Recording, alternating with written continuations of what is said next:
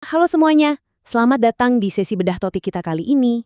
Jujur aja ya, kalau dengar kata plastik, mungkin yang terlintas di pikiran kita tuh sesuatu yang ngebosenin ya. Tapi hari ini kita bakal lupain jauh-jauh anggapan itu. Kita akan masuk ke dunia material super yang luar biasa canggih. Kita ngomongin polimer nih, molekul super fleksibel yang secara harfiah ngebentuk dan nopang dunia modern tempat kita hidup. Coba tebak, apa kesamaan dari pinggul buatan, rompi anti peluru yang super kuat, dan bola biliar? Kedengarannya kayak benda-benda random yang nggak nyambung kan? Nah, disinilah letak keajaibannya. Ketiga benda ini tuh punya rahasia yang sama, fleksibilitas tingkat molekuler yang gila-gilaan dari polimer. Material ini tuh benar-benar bisa direkayasa sedemikian rupa buat mecahin hampir semua masalah manusia. Oke, mari kita bahas kisahnya. Sejarahnya nih unik banget, malah agak lucu sih. Jadi, balik ke awal tahun 1900-an, bola biliar itu dibikin dari gading gajah asli. Gila kan? Jelas ini bikin populasi gajah terancam. Terus, demi nyelamatin gajah-gajah ini dari industri biliar, ada ahli kimia namanya Leo Baekeland. Dia nyiptain yang namanya bakelite atau fenol formaldehida. Ini tuh salah satu polimer sintetis pertama di dunia. Sifatnya melenting, mirip banget sama gading, bahkan bunyi kliknya pas bola tabrakan itu sama persis. Bayangin, ini adalah awal mula yang jenius banget di mana plastik secara harfiah mulai nyelamatin dunia. Terus, kenapa polimer bisa seserbaguna itu? Jawabannya ada di mekanika fisiknya. Ada satu konsep keren banget yang namanya viskoelastisitas. Singkatnya, ini kondisi di mana satu material bisa bertingkah kayak cairan kental dan padatan elastis di waktu yang bersamaan. Bingung? Ingat mainan silih putih atau plastisin nggak? Kalau kamu lempar ke meja, dia bakal mantul keras kayak bola karet. Tapi kalau kamu pegang terus ditarik pelan-pelan, dia bakal molor panjang kayak cairan kental. Semuanya tuh cuma tergantung sama suhu dan seberapa cepat kamu nariknya. Menakjubkan kan? Nah, yang bikin geleng-geleng kepala, panas itu bener-bener jadi bos yang ngatur fisik molekul-molekul ini, coba bayangin. Di suhu yang sangat dingin, polimer itu kaku dan gampang pecah, kayak kaca. Begitu suhunya naik sedikit, dia masuk ke fase transisi, jadi lebih alot kayak kulit. Panasin sedikit lagi, boom, dia berubah jadi kayak karet yang gampang banget melar. Dan kalau terus dipanasin sampai ke fase aliran kental, rantai molekulnya lepas bebas dan dia bertingkah persis kayak cairan kental. Jadi, cuma dengan mainin suhu, kamu bisa ngerubah total identitas material ini. Sekarang pertanyaannya, kalau kita lihat di tingkat mikroskopis, kenapa ada yang bisa mantul balik dan ada yang melar permanen? Kenapa karet gelang bisa balik ke ukuran semula, tapi plastik membungkus kalau ditarik ya udah, melar aja? Gini, elastomer kayak karet itu rantainya aslinya gulung. Pas ditarik, rantai ini memanjang kayak per. Tapi karena ada dorongan termodinamika, dia langsung jepret balik ke bentuk asal. Beda ceritanya sama polimer semikristalin. Kalau ini ditarik, rantainya bergeser, miring, dan akhirnya malah ngunci di posisi baru yang searah. Makanya dia melar permanen. Dan pergeseran molekul tadi tuh bawa kita ke satu angka yang bikin melongo. 80–90%. Untuk ngasih gambaran, ini adalah persentase ukuran awal yang bisa balik lagi kalau plastik shrink wrap kemasan DVD dipanaskan. Jadi pas dibikin di pabrik, plastik ini ditarik dan rantainya dikunci. Terus pas kena udara panas waktu bungkus DVD, plastiknya mendadak ingat bentuk aslinya dan berusaha keras ngerut balik ke wujud awal. Proses narik balik inilah yang bikin bungkus plastik DVD kamu kenceng, mulus dan bebas kerutan. Keren banget ya cara kerjanya. Tapi tunggu dulu, kalau panas bisa bikin plastik ngerut atau meleleh, kok ban mobil kita nggak meleleh nempel di aspal pas musim panas yang terik? Rahasianya ada di satu kata, vulkanisasi. Ini adalah proses kimia yang brilian banget. Jadi senyawa belerang ditambahin pas karet dipanasin. Belerang ini lantas ngebangun jembatan penyeberangan atau ikatan silang yang super kuat di antara rantai utama polimer. Reaksi ini tuh nggak bisa dibalik. Karena udah keikat kuat secara kimia, ban mobil ngunci bentuknya secara permanen. Hasilnya, kekuatan super yang bikin ban nggak bakal meleleh di atas aspal yang mendidih sekalipun. Ngomongin soal suhu, ada dua batasan penting yang nentuin limit dunia rekayasa kita, suhu transisi kaca dan suhu leleh. Dua angka ini benar-benar jadi penjaga gawang desain modern. Suhu transisi kaca itu titik di mana material padat mulai lembek jadi kenyal kayak karet. Sedangkan suhu leleh itu pas material kristal yang padat benar-benar cair jadi cairan kental. Insinyur wajib banget perhatiin dua batas ini, biar dashboard mobil kamu nggak tiba-tiba melengkung pas parkir di siang bolong dan pipa air di luar rumah nggak beku terus pecah pas musim dingin. Pokoknya suhu ini krusial banget.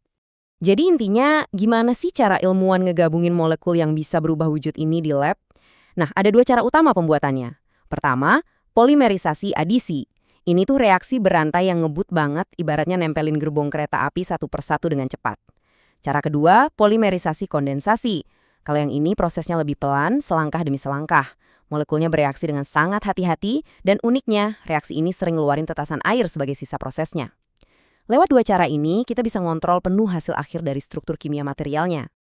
Dan dari kemampuan ngontrol yang presisi tadi, lahirlah inovasi medis yang secara harfiah nyelamatin nyawa. Coba deh lihat kekuatan super biomaterial canggih ini. Kita punya polietilen berat molekul ultra tinggi. Saking panjang rantai molekulnya, material ini hampir mustahil buat aus. Gak heran dia jadi bahan yang paling pas buat sendi pinggul buatan manusia. Di sisi lain, kita punya silikon. Rantai utamanya bukan dari karbon, tapi silikon dan oksigen.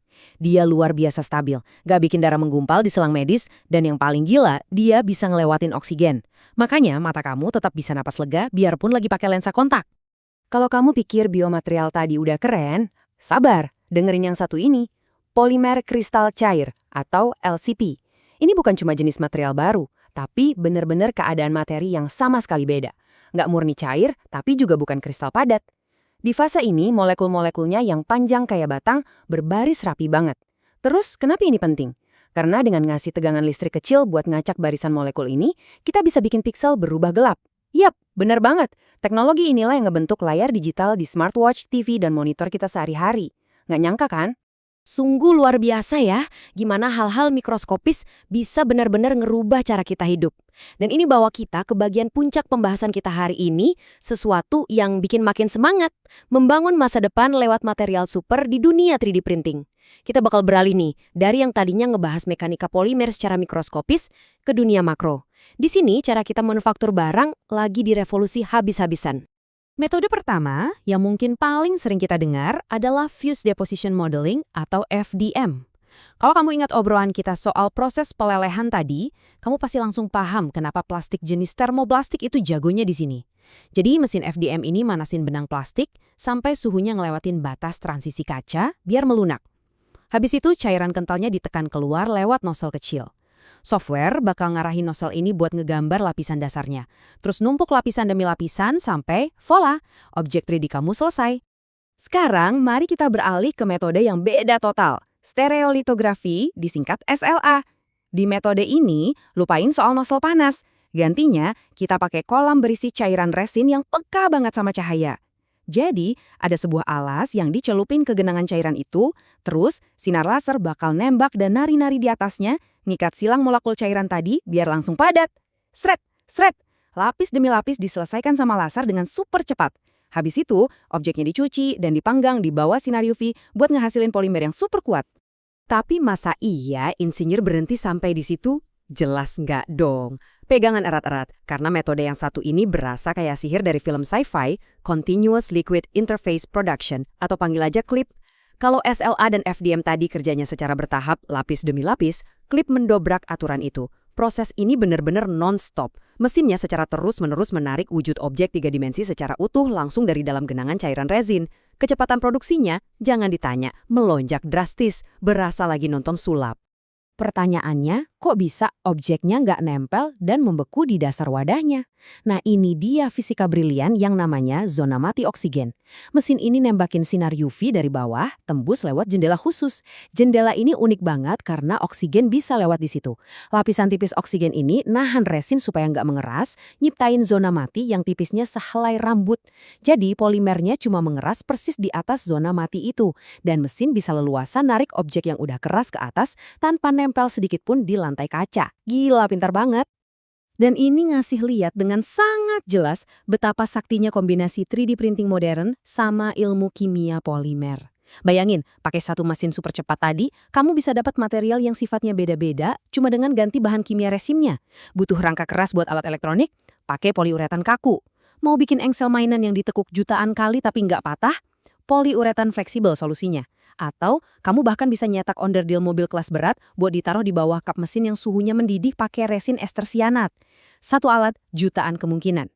Dari cerita soal nyelamatin gajah berkat penemuan awal bakelite, sampai kemampuan molor ajaib kayak sili putih, dari pinggul buatan yang menopang hidup manusia, sampai manufaktur tingkat dewa kayak klip yang cuma modal sinar dan oksigen, kita udah lihat sendiri gimana molekul-molekul ini bermetamorfosis.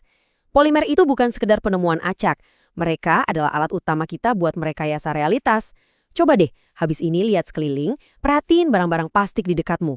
Semuanya dirancang dengan presisi yang mengejutkan.